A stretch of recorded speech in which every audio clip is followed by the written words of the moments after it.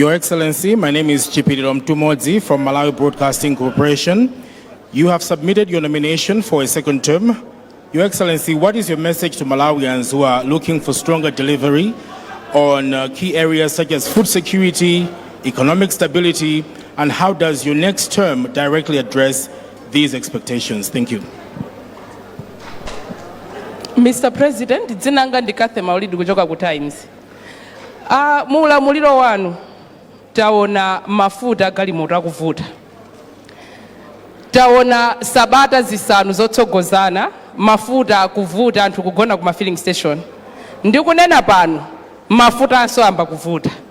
Taona vuto la sugar anthu kumakhala mizere to extend munthu amene wangofika ku Malawi kumene sakudziwa chikuchitika kudabwa kuti kodi khwimbiri kutani panja pa shop. Taonanso mavuto ena oti sindingathe kuatchula pano funso litalika.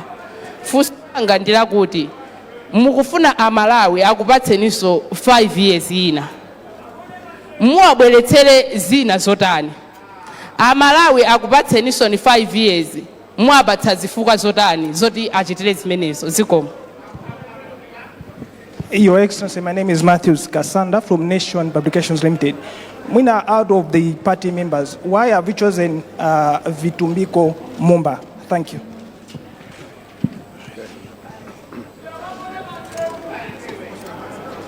Zikomo kwambiri. Ife tabwera ndi fundo zisanu. Fundo zimene zitithandize kuti maziko tayalawa apitilire kukhala othandizira kuchita stabilize chilichonse. Ndipo fundo zimenezi ndi fundo zimene kuzitsatira mokhulupirika monga tayaliramo nkhani yakayendetsedwe kachuma mdziko muno kayamba kale kusintha. Komanso funso lachiwiri lokhudzana ndi sugar kapena mafuta. Tukamba pano fundo zimene ife dakhazikitsa zakuti zinthu zimenezi makamaka mafuta tiziwapeza mochipira potsatiranso malamulo amene dakhazikitsa ku parliament. Mafutawo teletu ukambamo ali kale panjira. Wena zimayipira izi. Wena zimayipira zimenezi chifukwa maubale ankhani kolingana ndi kapezedwe ka mafuta akhalapo nthawi yayitali, ndipo chifukwa chomatseka maubale amenewo ndi kuti tizingotenga mafuta kwa iwo amene angatipatse pa mtengo wochipira. Wena zijuwa kondweretsa. Koma nkhani imeneyi ni nkhani yakuti zonse zimene tayika kale m'malo mwake zithandizira kuti mitengonso ya zinthu itsike. Nkhani ya sugar, tikupanga sugar kwathu konkuno tidayikanso lamulo latsopano m'parliament lokhazikitsa kayendetsedwe za sugar. Zitithandizira potsata malamulo osati kuti tingopezana ndi kugwirana ufiti ayi, koma zitithandizira kuti pazikhala chilungamo pa nkhani imeneyi. Chifukwa zina zimene zatulukanso ndime yolondola kuti kodi sugar wasula bwanji wokoza konkuno zambiri mwazidziwa kale ndi mmene zimayendera ndi mmene soyena amachitira ndi kusakhulupirika kwawo. Nkhani imeneyo ni nkhani yofunika kuyilondola bwino. Ndiye kuti kutsogolo uku muchita bwanji tayala kale ya maziko zimene zambika kale kuchitikazi zimene tikufuna kuti tipititse patsogolo kuti dziko lathuli likhazikike kwenikweni. Alright, zikomo kwambiri. Your Excellency, I'm Robert Chandilira. My question is on labor export. Your first 5 years, you were good at labor export, where a lot of youths went into other countries. So, come 16 September, once Malawians trust you with their vote, what are you going to do in order to improve in those areas so that a lot of youths benefit from that program? Thank you. Zikomo kwambiri. Your Excellency, dzina langa ndi Patrick Kachere kuchokera ku Umunthu FM. Pamene malo amboma panali malonjezo osiyanasiyana, ena mwa iwo anakwaniritsidwa ndipo ena mwina sanakwaniritsidwe. Ndipo mu nthawi imene mukhazikitsa manifesto munafotokozaponso mfundo zosiyanasiyana zoti amalawi akhulupirireni. Ndiye ina mwa mfundoyo inali yokhuzana ndi 500,000 kwacha imene ana achichepere mwina azilandira. Amalawi afuna atamvetsetsa kuti mupange clarify kuti pozindika zoti dziko lino nthawi zina limadalira ndalama zakunja kuti zinthu ziyenda bwino. Mwina pamene patapanga clarify kuti amalawi amvetsetse bwinobwino. Zikomo. Your Excellency, dzina langa ndi Robert Edward kuchokera ku Luntha TV. Bungu la Malawi Electoral Commission la kupemphani kuti mukameme anthu kuti adzaponye vote. Mukamaka ameme anthu, Your Excellency, muzikapitirizaso kulonjeza kutengera ndi zimene zachitika mbuyo. Zikomo.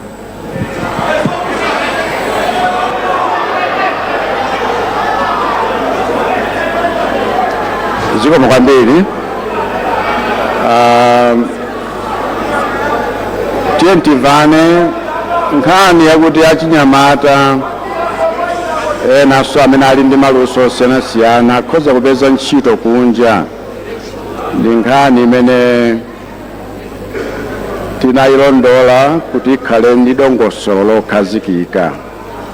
Poyambirira zidabwera kutayambika nkhondo kuti akhale ngati wolowera m'malo mwa wena amene chifukwa cha nkhondo imeneyo samakhozanso kugwira ntchito zawo. Ndipo zitachitika izi kudzera mwa mabungwe ena ndi ena, dziko limene tidagwirizana nalo ndi ife pokambirana adati tsopano tikhazikitse mapangano boma ndi boma lizake. Ndipo nkhani ngati izi zimatenga nthawi chifukwa cha negotiation, koma zidatheka zonse zidasainirana bwinobwino. Palinso maiko ena amene akukhumba zoterezi. Kumbuyo kuzina zimene zachitika nzakuti wana wathu adachita ngati walowa ukapolo chifukwa chopanda ndondomeko yakuti kodakapita ku maiko akunja ukafuna zintchito pakhale mapangano otani. Chifukwa chosoweka mapangano amenewo ambiri ayiwo samasamalidwa bwino mpaka dziko lino nthawi zina limadziwa kuti wena akuvutika chifukwa chakuti zatulukira poyera kuti mmene adachokera sizidadziwike, amene adapangana naye sizidadziwike, koma popeza ndi ana athu tiwathandizebe kuti abwerere kwawo. Ndiye timafuna kuti pazikhala ndondomeko nthawi zonse chifukwa popanda malamulo kutsatidwa bwino chisawawa nchimene chimakula. Ndiye ife timakana zimenezo kuti zizikhala zinthu zothandiza. Tsono mukuti kodi malonjezano munena chifukwa tiwena kale mudanenapo sadakwaniritsidwe ngakhale wena adakwaniritsidwa. Ndikukhulupirira kuti mmalawi aliyense akhoza kudziwa chifukwa zimene talephera kuchita tidafotokozanso zifukwa zake. Zimene tachita nkupiriranso kwa Malawi ndi kuthandizana ndi mtima wakuti angakhale tili masautso zinthu zina tikhoza kuchita. Koma lonjezo mwanena ili limene lakhala tikukambapo chifukwa mfundo zisanu zimene tabwera nazo manifesto muja ina ikukamba za nkhani imeneyi. Ndiyo nkhani imeneyi ili mkwamakwama kuti 500,000 kwacha mwana aliyense kuti zikhala bwanji. Izinso tipita nazo ku nyumba ya malamulo nkuyika malamulo wake okhazikika ndondomeko zokhazika bwinobwino kuti chilichonse chizikhala mwa ndondomeko. Koma mwachidule nchakuti dziko lino lodala, dziko lino tili ndi chuma mthumbamo. Nthawi zina ndalama ikasoweka sikuti ndife amphawi tangoshota tsiku limenero, koma dziko lino lili ndi chuma. Ndipo zina zimene tifuna tikhazikitse ndi sovereign wealth fund, monga lakhazikitsa mafandi ankhaninkhani. Ndipo zimenezo zidzathandizira kuti mbadwo wina kutsogoloku udzakhale mbadwo opanda amphawi, chifukwa mwanayo tikamuyikira ndalama imeneyi, ndalamayi zikhalanso invested mpaka ipindula kupeza ndalama zinzake kuti mwana akamakafika zaka 18 ndi miliyoniya kale. Zimenezo zithandizira kuti powaphunzitsanso mmene akhoza kugwiritsira ntchito investment ngati imeneyo, zidzakhale zinthu zothandizira kuti ku Malawi kuno zikhwaya zachulukadi. Ichi ndi cholinga, koma tudziwa kuti ndalama tidalira zakunja, tidalira ndalama zimene tokha tichite produce. Chifukwa tikamakamba za ntchito ya mafakitole, ntchito ngakhale ya ulimi, ntchito ngakhale yokopa alendo, zinthu zimene takhala tili kutsatira potsatira masomphenya a 2063, zimenezi zitipangira ndalama zochuluka, chifukwa tikufuna kuti zopanga zinthu zizichitika konkuno, sitidaliranso ndalama zakunja, koma chuma chimene tili nacho kale pansi pa nthaka apa ngakhale pamwamba apa, chifukwa dzikoli lodala monga mwa nyimbo ya mtundu wathu.